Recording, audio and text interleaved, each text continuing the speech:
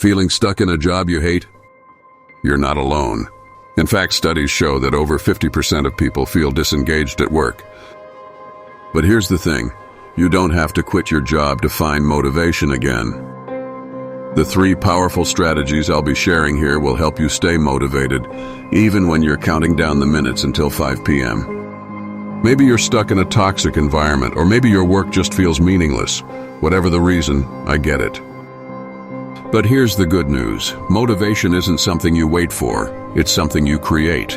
And how do you do that? Let's start with the most important step, finding your why. Why are you still at this job? Is it to pay the bills, support your family, or save up for a dream? Whatever it is, write it down and keep it visible. For example, I had a client who hated her job but stayed because she was saving up to start her own business. Every time she felt unmotivated, she'd look at her vision board and remind herself why she was putting in the work.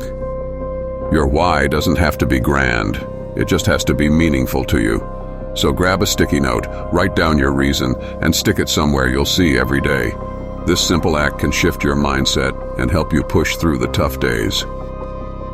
Tip number 2, focus on what you can control. Here's the hard truth. You can't control everything about your job. You can't control your boss, your co-workers, or the company culture, but you can control how you respond to it. Start by identifying the things you can control. Maybe it's your attitude, your productivity, or the skills you're building. For example, if your job feels repetitive, challenge yourself to learn something new. Take an online course, volunteer for a new project, or even start a side hustle. When you focus on what you can control, you'll feel more empowered, and that's a huge motivator. Remember, this job doesn't define you. It's just a stepping stone to where you want to go. Finally, let's talk about small wins. When you're stuck in a job you hate, it's easy to feel like nothing's going right.